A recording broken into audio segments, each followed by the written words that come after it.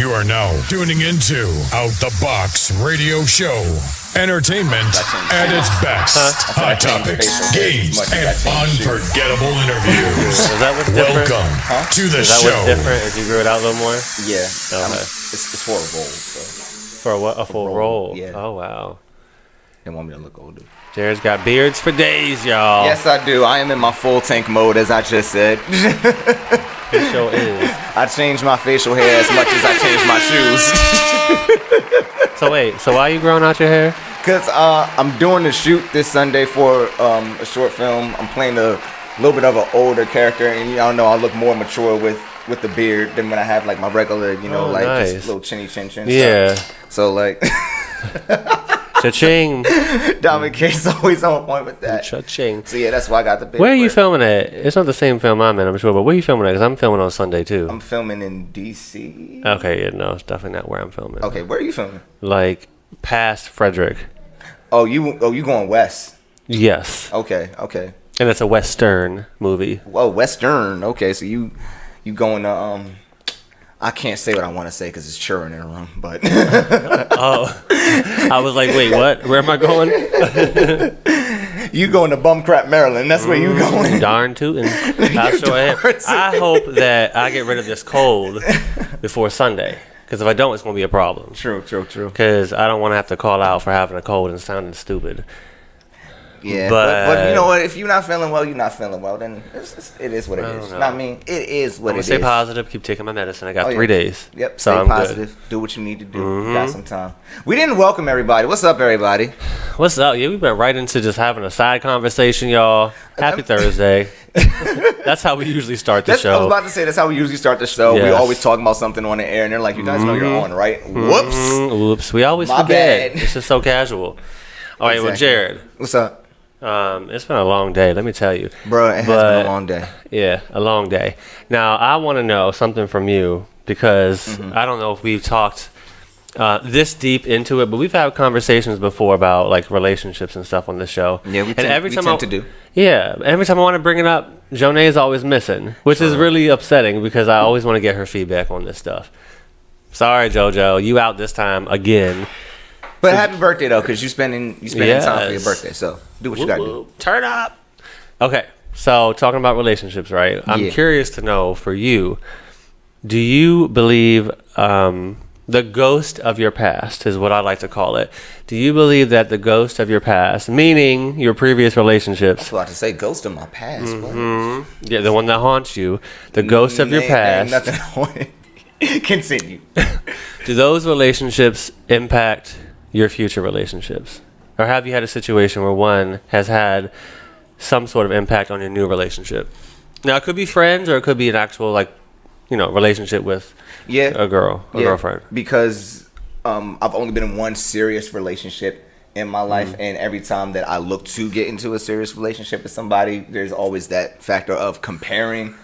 You know what I mean? That always happens. Yeah, like that always happens. But also, like, I'm trying to take like the things that I've learned from that relationship or things that I learned after, especially like the closure of that relationship, right, and apply it to the new one or potential ones. You know what I mean? Just take everything that I've learned and say, okay, what was good about it? Right. What was bad about it? What did I like? What did I didn't like? What did I did not do or make mistakes on that I can fix? You know what I mean? Okay. And then what are some things that that worked that I can apply? Okay. So some things I was good at. So you do it. Wait, what? I said, what are some things that I was good at that I can do again? Do you? Okay, well, it's you so hard like to ask questions like that too. Don't lie. No, I know, but it's not concerning. But are you saying that you always do a side by side comparison? No, I don't always do a side by side comparison. Oh, okay. But there's just some things that like sometimes it just kind of creeps into your mind, especially for me because that's literally the only experience that I've had, like the only long-term relationship experience that I've had. How long was it? I'm all in your business now. Yeah, how long was it? Your relationship? It was 2.5 to 3 years, like in that time frame. That's qualified to call it a long That's relationship. qualified. Some people will say they've been with somebody for like maybe 10 months or less, and they say it's a long time. That's not long term. No, I mean, by then you're just getting to know each other's ins and outs. No, I think like once you hit a year, know? you kind of know who that person is. You better hope so, unless they hiding secrets from you. Because if you don't know them from a year, then you don't know them at all. Right. Okay. So did anything specific happen in your like the past relationship that could have like negatively impacted? Do you have a specific instance in mind or anything? Like something that happened that was more negative that kind of carried over and that you began to do certain things based on that negative experience? I think that at certain points, especially during like the back half of that relationship, I stopped listening to my girlfriend at the time. Oh, wow. Yeah, like I actually did like just stop listening or just like even stop, checking in or doing the things that I used to because at that time I was in a different environment and I was growing as a person, changing as a person, and I was more focused on me and my independence and I'm not going to use the word forgetting, right? But that's probably the most appropriate term that I can say right now is that forgetting the fact that I do have this other person that I'm sharing my life with right now. Right. You know what I mean? Right. And so Which I can think be hard. So I think at that point it was hard for me to balance the responsibility of being in a relationship, but also discovering who I am and who I'm trying to be. Right. I don't think that those two things meshed in that at that time. Okay. That's a good answer, though. I mean, it's not a bad thing. Everyone's different. Everyone experiences different, things in their relationships that can haunt them, if you will, and sometimes it can better you as a person in your next relationship. It all depends on the situation, who you're with, because it's always different. And I think also I just at that time wasn't able to or wasn't interested in putting in the time or setting aside the time. Okay. I mean, I think my only thing is that I've learned over time, because there is no extra future relationships for me, at least not in my book, because I'm already married. About to say, I'm already locked down. So, but I will say this: in previous relationships leading into my current one, and they would probably, agree too, somewhat, is the level of trust. I've always been the person who has been the provider and caretaker for someone I'm with, no matter what, no matter the circumstance. But I was always cheated on in every single one of my relationships. And I always wondered, like, you start to question, like, is it me? Is it this? Is it this? But let me tell you something. In the field that I'm in, I'll say it like that, in the field that I'm in, our types typically are known to be cheaters. So should I have prepared for it or expected it? Probably, but I didn't. And that always led me to not trusting the new person I'm with or putting up a wall or a shield and them having to work extra hard to like break that barrier, which isn't fair to them, but I didn't realize I was doing it, Let me ask you this. Were you always optimistic when you entered a new situation with somebody that like, you know what, I trust them. This probably isn't going to happen with this person because I feel differently or I've learned from my past, relationship or whatnot? No. I probably should have been. Shouldn't be laughing, but I probably should have been more open, but no, I wasn't. After the first 2 or 3, I just assumed that that's how everybody was. I just kind of drilled it into my mind that this is a standard and this is what I got to get used to. So I didn't give people the chance. And even when I finally did, that was probably like months and months and months later into the relationship. So, but I've learned, because I haven't experienced that with who I'm with now, which is great. I quickly opened up to them and was able to trust them. But that's because our personalities clicked in a different way. Yeah. So I'm thankful for that. But I think my mind is more open, and that can also attach to friendships too. It don't just have to be somebody you're with. It can be a friend. It could be someone you're best friends with. Maybe you lost that friend, or you've had friends stab you in the back, which happens often as well. And you just learn from those experiences. That's all. You know what? I don't mean to like cut you off, but like I just got something in my head. You know what I also learned? And this is one thing about myself personally. I've learned when. How should I explain this? I learned when I want the difference between when I want to be in a relationship just for the fact of being in one, right, versus when I want to be in a relationship with a specific person.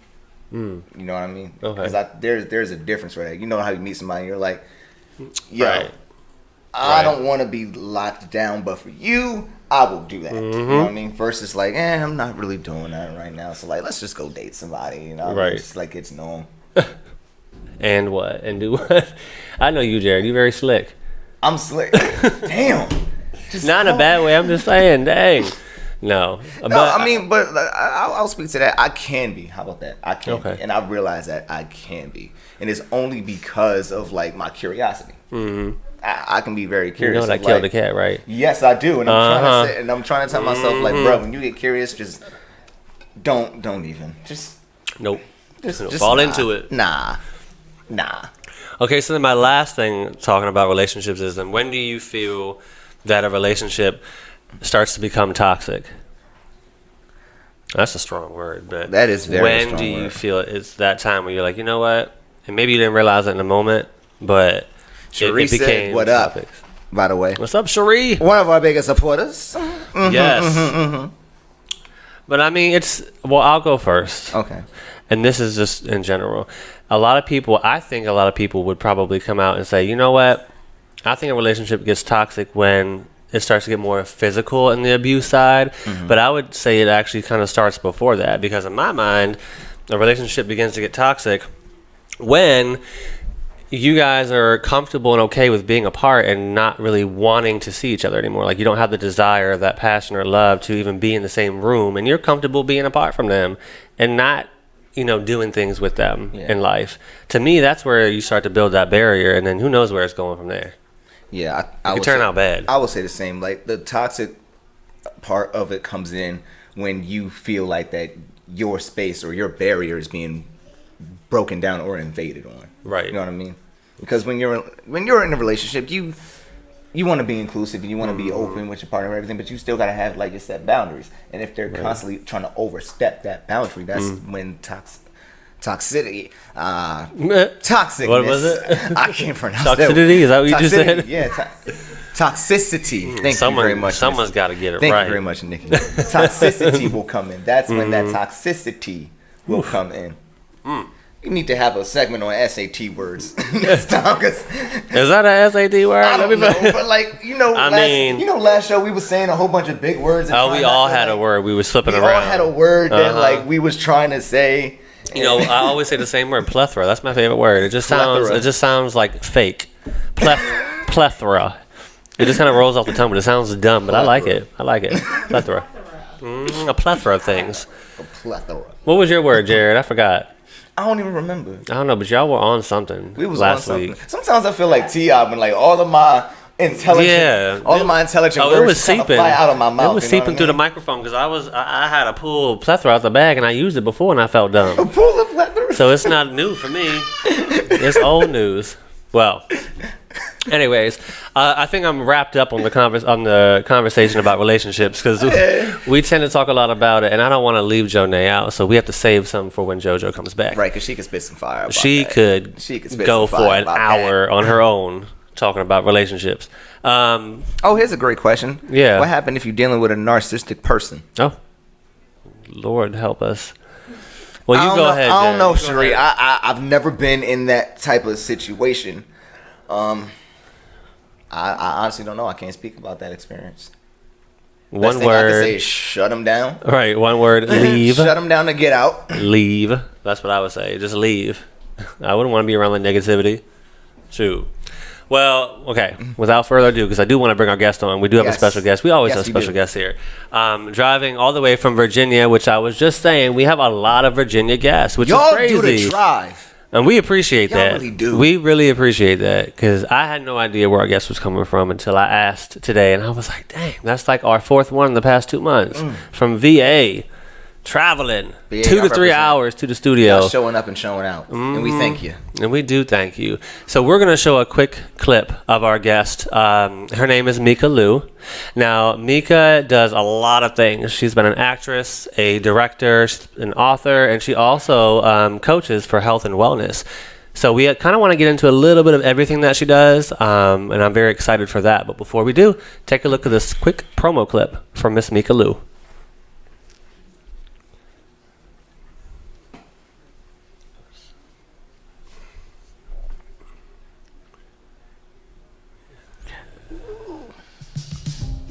There's a school out there that brings learning to life. Connections Academy uses technology to foster real learning and collaboration, so students make discoveries, work one-on-one with teachers, share new experiences with friends, and build the skills they need for opportunities in a digital world. Connections Academy is the tuition-free online public school led by teachers who raise the bar. And when your child has the right tools, there's no limit to how far they can go. Bring school to life for your child. Visit connectionsacademy.com. Public and private school options available.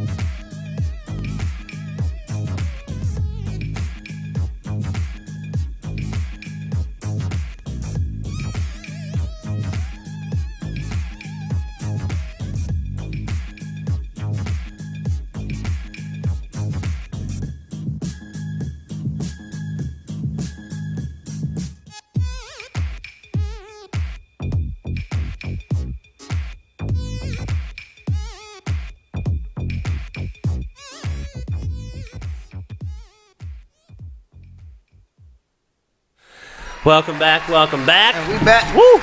Look at you dropping stuff. Making mistakes already. Sheesh. So we are sitting here with our very special guest, Miss Mika Lou. Mika, welcome. Hola. Welcome. Thanks again for coming all the way from VA. All the way. Here I am. Girl, tell us about that drive. It was long. And you know... 2.5 hours, right? Two. Yeah. Thou who shalt not be named, being our president, who's not my president, is in Baltimore right now. The guy with the wig, a toupee. I don't know. He looks like an orange. You never seen him? Oh, okay. Well, that man, some man's in Baltimore, and apparently he's causing traffic and streets to be blocked. Oh, you mean the man who called it, and I'm going to quote here, children, shithole? Oh, yes. Call it a quote. Or rat-infested city. Rat-infested, yeah. That man. So why is he here? He's here. If that's what he thinks. Get out of Baltimore. Yeah. So, get out. Okay, well, Mika is... You here. We want Mika here, and Mika is here. Mika is here. So, Mika, yes. Now in your hand, I do see you have something that we showed a little promo for. You mean her phone? Which is not her phone.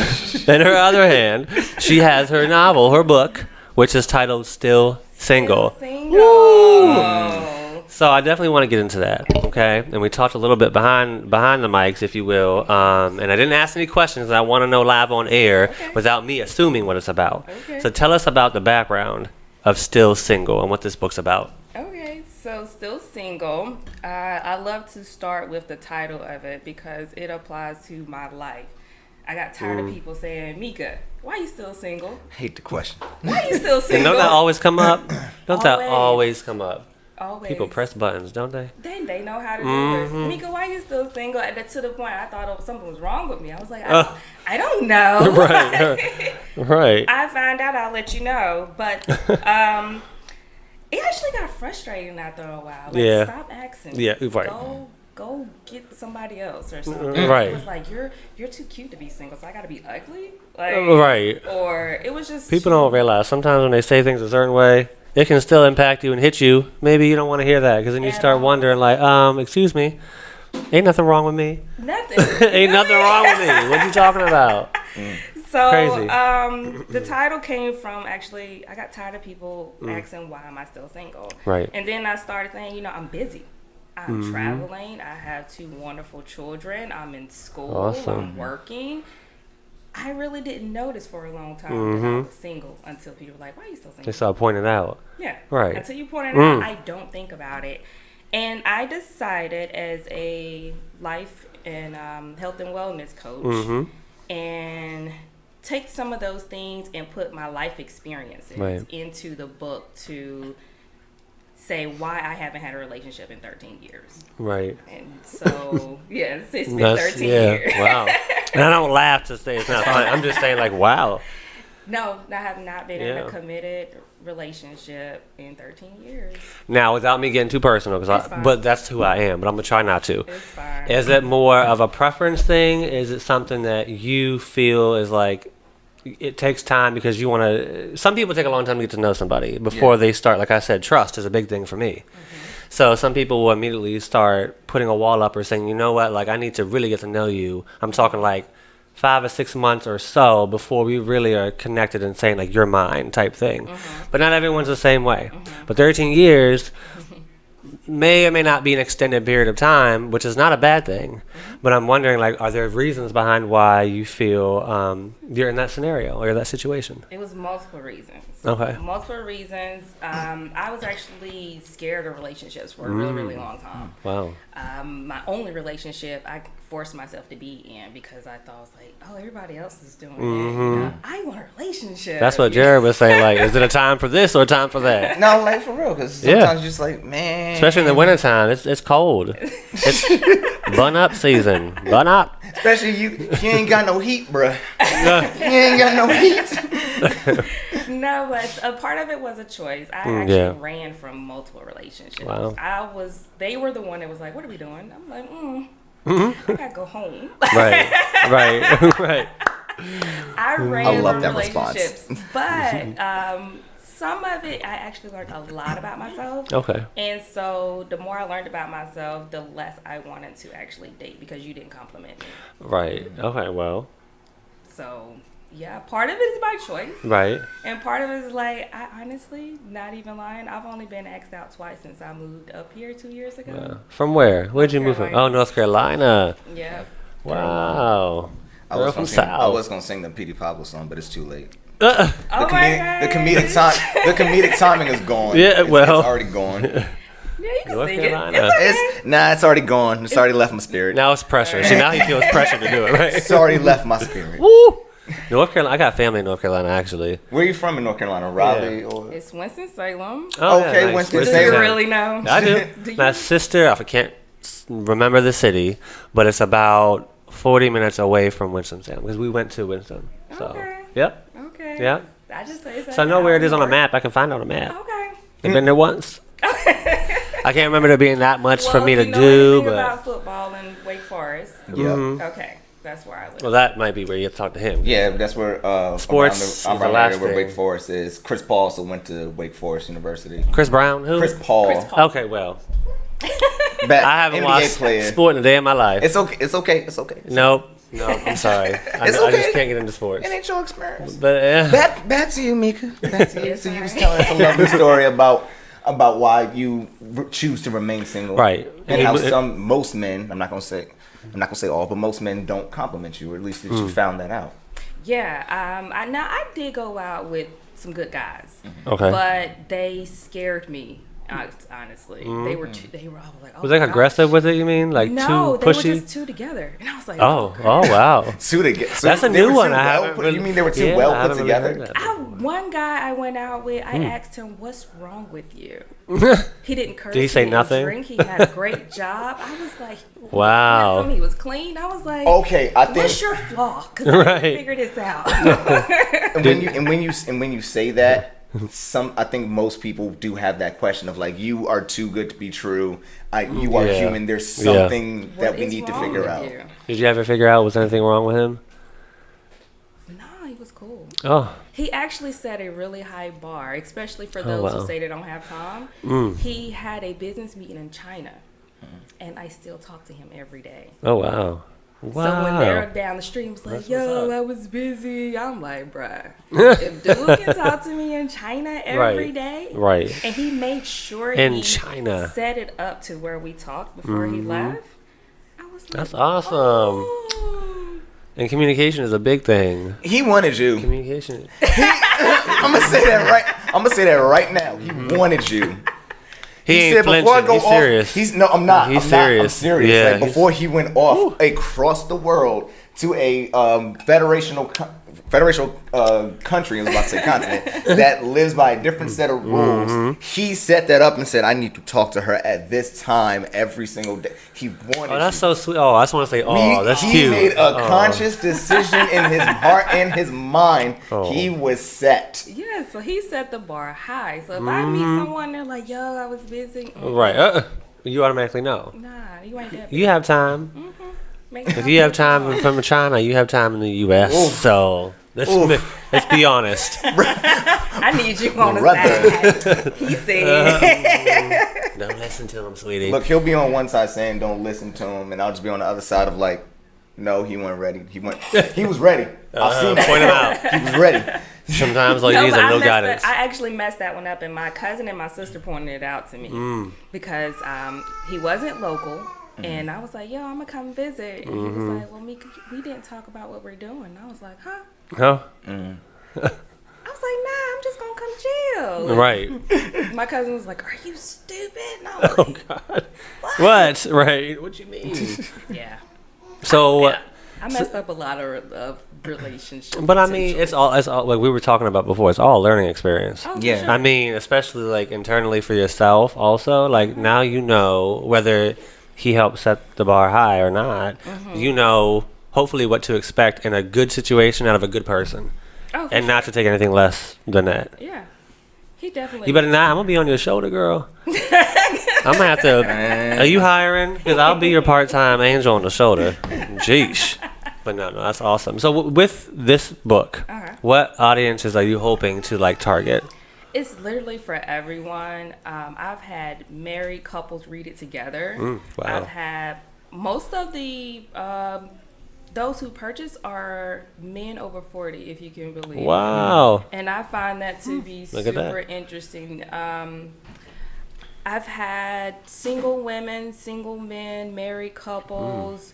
I've a psychologist that actually did a great review on Amazon. Wow. And she refers it to her clients who's going through relationship issues. So it's not a set person that is directed towards. It's literally about getting yourself together mentally, emotionally, spiritually. And even if you are married, you can apply these things in your own relationship. Right. There's always gaps that need to be filled. Oh, for sure. Always gaps, even in marriages.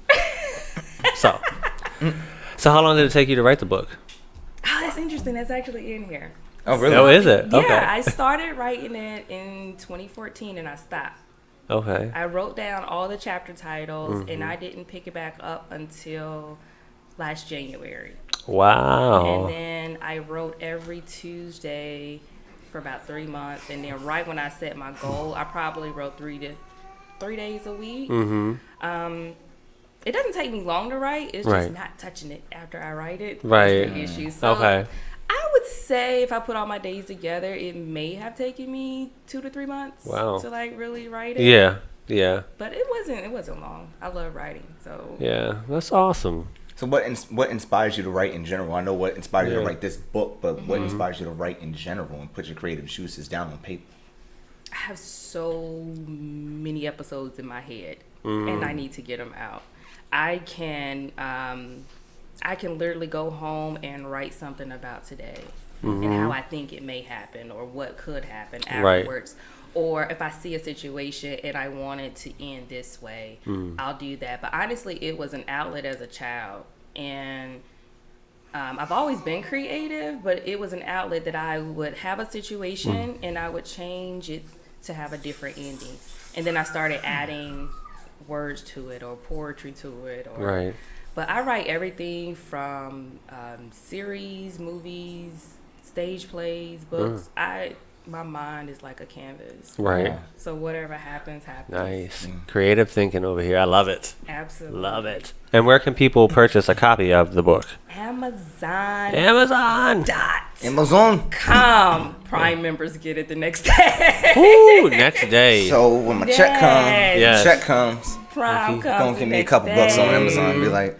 Or you can go to Mikalu, MEKALU.com, and all of those are autographed. Okay. So, nice. Yes. I autographed them all. If you go to Mikalu. Even Amazon copies. No. If you get it from Amazon, it might be a forged signature. Just so y'all know. So I see that you got your fingers in a couple of spots in the books. Would you be happy to flip those open and read us a couple of words from it? We would love you to, actually. Yes. So it's two totally different spectrums. Okay. And one of them, both of them have a quote unquote stereotype attached to it. And the first one is from chapter 5, God Made Therapists Too. And that's more so for my community of people who were raised to say black people don't go to church. I mean, they don't go to therapy, they go to church. Facts. So, okay, I'll read something really quickly from it. Probably two parts of it, actually. And actually, this is actually what made me go to therapy. I had a really bad breaking point in my life, and I knew I needed help. So, one day I remember hitting a breaking point about 3 a.m. I was cleaning, searching for a job, when I slid down my kitchen wall, numb in tears. I had no idea what to do. I could not find a job. I can barely feed my daughters. I was trying to keep them happy the best way I knew how. I prayed, I cried, I screamed, I slept, I worked out, I did all I knew how to do. I was done. I wanted to drop my children off at their father's house in South Carolina, turn around and never come back. I did not know where to go. I did not know where I was going, what I was going to do, or how I was going to make it work. What I did know was that I was broken. That moment in my kitchen, I literally felt that there was nothing else that I could do. As tears clouded my eyes, I saw a blurred vision of my children hanging by a magnet on my refrigerator. As I peeled myself off the kitchen floor, walking slowly to retrieve the picture from the refrigerator, I began to cry harder.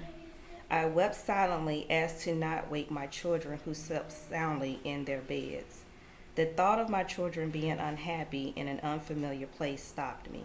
At that moment, to know how sad my children would be, that told me I needed help. I grabbed my laptop and I began to search for therapists. I was very specific in my search. I wanted a black female Christian doctor. I also wanted her to be quote unquote out of town so that no one would see me. I called the next morning as I scheduled my appointment. I went to my first appointment and said, I'm fine. As I sat on her comfortable brown couch in the corner, I knew she was judging me. She was writing in her notebook that I was crazy. All of these things ran through my head. I broke down in tears and wept. I was tired of being strong, and it was a full release. In the beginning, I had appointments twice a week, then weekly, moving to bi-weekly, monthly, and Lord behold, as needed. I literally went as needed. I know all about judgment, and I was still judging myself. When I began to feel comfortable about attending my therapy sessions, I found out that my therapist was a fellow church member. When I, when I would see her coming, I would avoid her. I thought if people would see me with her, they would know I was seeing a therapist and would call me crazy. I went for 2 years straight. One of my last appointments were canceled. I was supposed to go to talk about this new battle in my life. That very day, I watched the news cover a suicide in downtown Greensboro, literally 2 to 3 blocks from the therapist's office. At the exact same time, I was to be at my appointment. It was canceled due to snow. I laid on my living room couch to hear my brother go through one of the darkest moments in his life. I even remember having my mother drop me off at a session, hoping that if she knew I was going, she would want to know more about why I was going, embrace it, and that we would talk about my issues. No, she asked me why I was going and gave me what felt like the black Christian judgment look. People don't go to therapy, they go to church. I could hear her thinking. I never told her again of my appointments. Therapy saved my life, my children's life, and anyone else's life that I came in contact with. I was so broken. Powerful. Is that too deep? No, we get deep on the show. We can, like we really can. So, no, and we appreciate you reading that one because that's actually, it gets a taste of what to expect when reading this book. And it's real stuff. It's raw. It's real. Oh, for sure. And people who can relate can really get into it. Yeah. So. And that's really the only way to get to the root of what everyone is dealing with. Is if you have to open up, be real, and unpack, everything that you're carrying. Right. Yeah. Right. So to speak. You know what I mean? Yeah. And was there another part you wanted to read on too? You said it was the opposite, right? It was an opposite. Okay. Still it revolves. I'm gonna try and hold on to my questions on the first part, but I'm gonna wait till after this. You sure? Yeah, I'm sure. Okay. So this one is from chapter 13. What's in your wallet? Let's see. Okay. I do not know about your financial health, financial education, or even your level of comfort in communicating your finances with anyone, let alone your mate. What I do know is make it right before you commit. I had a terrible assumption over me that I am a gold digger. The first time someone told me that I was in the 8th grade. I did not even know what that was, but I was offended. Then some men would lead with money when they talked to me. I was annoyed. Let's just say that I have dated a broad range of men. Nothing financially impressed me, unless you're showing me how to get it or understand that it came from your passion. I will say one time I was motivated by the amount of money that a man had. It has nothing to do with what you may believe. I dated a guy for about 2 seconds, and he had some status to him, so I Googled him. His net worth was displayed, and I about fainted. But, as a no, I'm lying, but I was impressed. It motivated me to get my life together. This was another issue I had in my life. Since he did have a level of status on him, I did not want to be looked at as a gold digger, and the stigma stayed on me since I was 14. I refused for any man to say I wanted him for his money. I took pride in saying I want you for who you are and not for your money. So I worked out harder, I wrote more, I studied, along with other things that I felt would make me fall out of the gold digger light, and that any man that had a financial cushion would not look at me as a groupie, but would look at me for me, Mika. That was a heart issue, yet honestly I felt okay with the motivation. I saw it as a friendly competition in a way. I'm not where I would like to be financially. I am happy to say that I do not have the urge to prove myself to anyone to be accepted. All right. Yes. That's what I want to do. Yes. Again, speaking your truth. Yeah. Oh, I'm honest in everything, and that's something that a lot of people always want to know. What's going on? What's going on? I tell you as much as I want you to know. Right. And even in the book, I'm very honest, but I'm still telling you as much as I want you to know. And that last one truly was a heart issue, because they were like, oh, she's light-skinned, or oh, she's pretty, or oh, she's this. And I was like, don't do that. Right. Like, so that affected the men that I dated. Right. And it was your what's the word? Standards are too high. Yeah. Right. So it was like I didn't like when guys would say, "You want to go shopping?" I immediately was like, "We're not having sex." Right. Like, right. Like, this ain't no exchange. Like, Right. I'm not hard. Or I just look at women sometimes who have children on purpose for money, and I'm like, do you know what you mentally and emotionally have to go through for a kid? No, I'm good. So I'm 1,000% honest in the book. So what's your question? Yeah, so I was gonna say, Jared. Yeah, so I wanted to go back to the actually we're talking about black people don't go to therapy, they go to first church. one. Why do you think that that's such a stigma within our community that we don't go to therapy, we go to church? Because I think it's slowly becoming more acceptable, especially with the suicide rates that are skyrocketed, and it was always like a shame thing, but I believe it was just, it's been frowned upon for so long that it's like a normal, and then it's once you make your new normal, then I think it would be more acceptable. And because I mean, just back through history period, black people were strong. We'll figure it out. But like, that sucks. And I'm strong. Yeah. I'm sorry to interrupt you, but when you said that, when our history, the moment that I went back to is that we were always taught by colonizers or whoever that the Lord will see you through. And so it's like, well, when times get hard, all we gotta do is pray, and we're gonna come through. We're gonna pray, we're gonna be alright, and we're gonna figure it out. Right. But it's like, no, I'm tired. I'm tired of being strong. Right. I need some help. Right. I need some financial help. I need some mental help. I need, if there was sexual abuse, we don't talk about that. But I have to bury that, Right. and deal with everything on my own. And I love my children. Like, they're my life. So when I got to that point where I had no idea what I was going to do, I knew I needed help. Mm-hmm. Because I'm like, listen. It's like the breaking point. Yeah. I was broke. If there was a definition of broke, I'd be sitting beside the baby.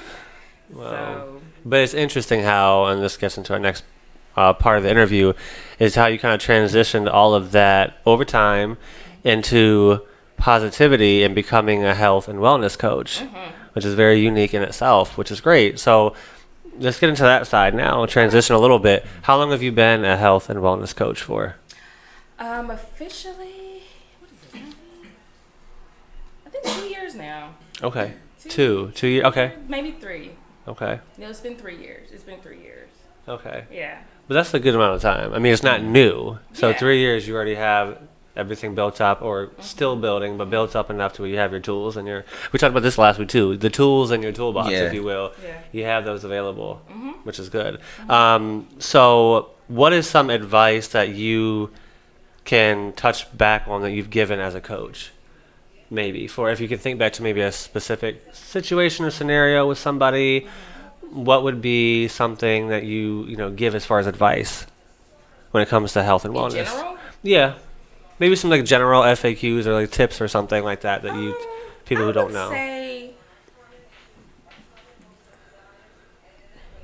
do what's best for you and don't think it's being selfish. Because I've had a few people that will say, actually one of my frequent questions I ask is, when's the last time you told someone no?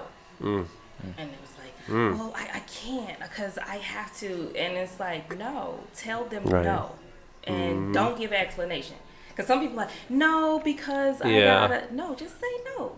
And because when you say no, it gives you a level of freedom. Right. And that's something that, especially if you're a giver. She calling you out, Did I Justin? touch you a little bit? She called you out? It's very hard for me to say no. Most times, I don't think I've said no more. I can count on one hand my entire life how many times I've said no. That's how little it's been. Yep. And because I that's don't like normal. to. I feel for me, I don't.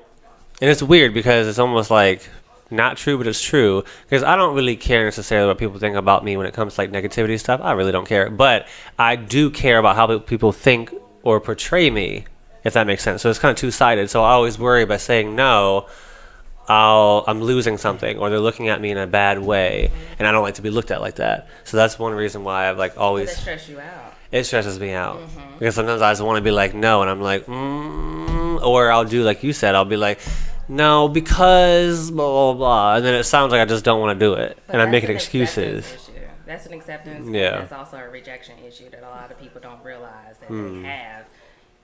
Say no. Right. And be okay with it. I recently had to say no to some things in my life for my mental and emotional health. And that's really what it boils down to, saying yes to yourself and not thinking, oh, I'm selfish. Right, right. So Jared asked me a question. Ask you a question? Yes. Okay. I'm ready, Mika. I don't even know what to ask you because I was just interested in the dynamic. But Justin, when you do submit, and that's the word that I want to use, submit to saying yes to whoever. Do you ever feel like going through and following up with that yes kind of like sucks your energy out? You know what I mean? And When I do say yes, you mean? when you know you don't want to, but you say yes because of the I don't want to say the fear, but because of the reason that you explained why you say yes. I mean, no, I'll hold it in. I'll follow through with whatever promise I keep or whatever I'm going to do, and I'll just keep it to myself. If I'm not along the journey, along the way of completing whatever task it is, if I don't feel interested, So there's no feeling I'll keep of it to regret myself. after that, yes. Not usually. It's just if I could save time for myself, or if I could have an opportunity to say no that will benefit me, then I would do it up front. You know what I mean? Mm-hmm. But I feel like, no, I don't ever regret saying yes. That's something that's really weighing on me. If it's a decision that I'm making that could really impact me or somebody else, then I probably will think about it heavily or possibly regret it. But no. Because I found, and I'll just speak a little bit, I found in situations where I have said yes to something that I wanted to say no to, immediately or throughout that process, I will feel something in my spirit and in my energy of like, why did you say yes to this? And it will just keep getting louder and louder and louder as the experience goes on until it's over. And I'm like, ugh. Do you stop halfway through, or do you follow through and do it? There's some times where I'm like, I stop halfway through and I'm like, I can't do this, I'm out. And there's other times where I'm like, it's too late. We already here and we can't turn back, so you're just gonna have to suck it up. And I'm getting to a place, I'm farther along now, where I'm like, nah, we ain't doing this because I already know the outcome. Right. I already know the outcome, and we're not gonna go back through that. I want to, but it's so hard for me just to say no. I'm gonna get there. It's a process. I'm 30. I'm almost to the top of the hill. Don't worry, y'all. I have a whole way down to go. I'm 31. Oh, yes. Do I look like it? No. Oh, I love Mika. Oh. Yep. But no, yeah, I'm slowly getting better. Just have to learn to back up. Yeah, it does take time. So what are the main areas that you tend to focus on when you're coaching someone through their mental wellness and their health wellness? It really depends, because a lot of people, when they come, they strictly think it is food. I mean, I'll agree with you. But could that be related to whatever they're going through? Oh, absolutely. But Yeah. sometimes it's like, you know what, Mika, I just want to lose my gut. And I'm like, I am not a trainer. Right. That's a difference. It's a difference. I am not a trainer, but I literally ask everything from career to family to how you deal with stress. So even if you say, Mika, I'll say, things like, Mika, I want to gain weight. I want to build muscle. I'll say, why? Because I want to get bigger. Why? Because I want to look good in clothes. Why? The point of me asking them the why repeatedly is I want to get to the root cause. And then I focus there. I don't even care about you gaining weight. I focus at that root. Why? Did I step on your toes? Yes, you did. Because I'm like, yo, why is she speaking on stuff that like both of us is going through? I told this to somebody that I know very close to me, and I said this like I think last night. I was like, yo, I'm trying to like put on a few pounds, and she was like, why? I was like, I just want to get a little bigger. And she was just like, okay, well, like, how big you trying to get? And I was just like 5 to 10 pounds of like, you know, some added mass or muscle. That's it. I'm not trying to be plump or whatever, or like real diesel. I just want like a little bit of meat on my bones. That's it. And then I like went home and thought about it. And I was like, wait, why do I want to do that? And then I had to admit this to myself of like, I've always been this small throughout my life. Other men around me are, you know, more, you know, thicker. And they always seem to like get that attention. It's always like, well, you're slight, and it's until that like you see me on the beach or at the pool, and it's like, little boy got muscles on him, and I'm like, yeah, you ain't know. And I was like, for once in my life, it's just like I wanted to see what is that experience, you know what I mean, of just being like, when you see me out on the open, you know, even in regular clothes, are just like, I'm very curious of knowing like what that experience is like. And also, I like to eat, so I'm like, why when I like eat a lot, nothing happens. So yeah. Okay, no. I'm not stepping on your shoes. No. Now I can say no. Because you have to say no to me. I learned the hard Discipline really quick. I learned the hard way, and I thought the same thing, and I have a fast metabolism, and stuff doesn't stick to my bones either, but you want to know what? One thing that will get you bigger within 3 months or less, and it's called marriage. He told you to go get married. I'm not trying Get to married. You probably can't tell, but trust me, because I went from a 6-pack to maybe a 3.5, if that. Let me tell you something. Within 3 or 4 months, I gained 15 to 20 pounds, and my spouse gained 50. Well, it happens, and it happens Is that fast. happy weight though? I don't know if he's watching, but I gained 30 pounds coming to DC. So I mean, it's harder for me because I always was like very cautious about gaining weight. I always wanted to be the stereotypical, if you will, because I did modeling and things like that. So I always want to maintain my weight and just gain muscle, but not get fat to gain muscle. Just gain muscle on what I have. You know what I mean? Like maybe a little bit like what you were saying, but and that's another thing, because we are in the entertainment business. It's like, yo, we always have to keep up this appearance, right? Yeah, this right, image, which is hard. But now I'm like pushing, like in my marriage, I'm like, look, we need to either start going to the gym more often, or we need to eat less food. Like if we make a whole plate of dinner, I don't need the whole plate heaping over a food. I used to, when I was by myself, I would usually skip breakfast because I'm just busy. My morning time is me time to get ready for work. Takes me a while. I usually would eat a light lunch, and dinner would be my bigger meal of the day. But now it's like I'm kind of like almost force feeding myself 3 meals a day because I don't really feel like I have a choice because my spouse likes to cook. It's not a bad thing, but I'm not going to say no to your food, love. But damn. But you know what? Can we eat like a plate of broccoli or something? A plate of broccoli. It's just balance. Just balance it out. No. I need to. Just balance. No, I agree. I hear you, and I agree with you. I need to balance it out, and well, yeah. no, that's actually something that I talk about too. Don't deny yourself. Mm-hmm. Like if you want some ice cream, go get you some ice cream. See, what I do is, and my kids get mad, is I have a whole bunch of health food in my house. So if I bring home a box of donuts, they think I'm sick. They're like, what's wrong? Mommy, you okay? You all right? But I know if I grocery shop and it's in my house, I'm going to eat it in one sitting. There is no save it for later. Yes. I'm eating this now. Yes. So if I want some ice cream, I go get some ice cream. I just go get it for that moment because I will eat a whole bag of Doritos in one sitting. It's hard not to. So because people don't focus on the actual food they're eating. They're occupying themselves. They're keeping themselves busy. And I bored eat. Yeah. Oh, I do too all the time. Bruh. At work, Bruh. all the time. I found out I was an emotional eater a couple of years ago. So I bored eat, I emotional eat, I eat because it's there. Right. I eat because you bought it. Right. I eat 'cause it smell good. I eat because I'm drinking. No, look.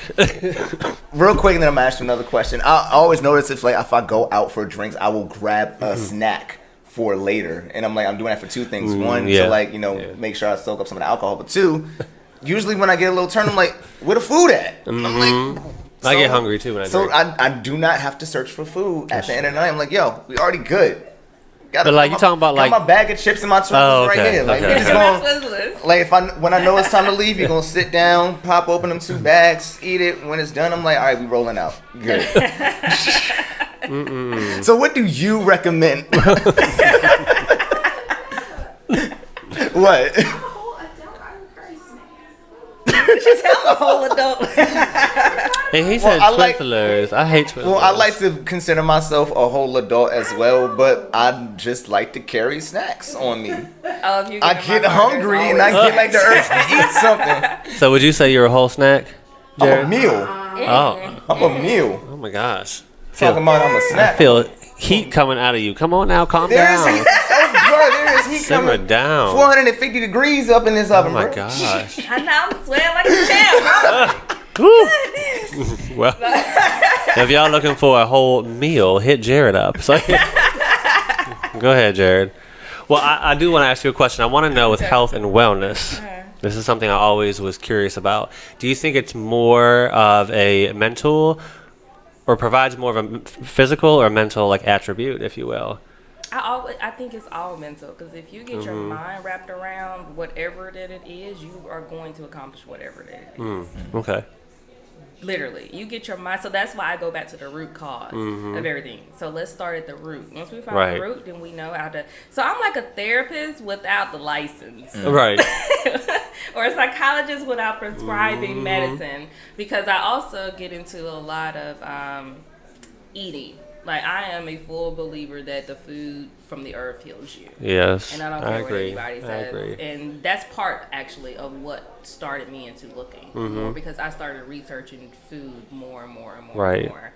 I agree with you on that. But I think I think if you mentally get your mind wrapped around whatever it is that you're trying to accomplish, then it's not an issue. It's really not, because you're gonna get it done. Good. Do you also think that your mental state can affect you physically? Absolutely.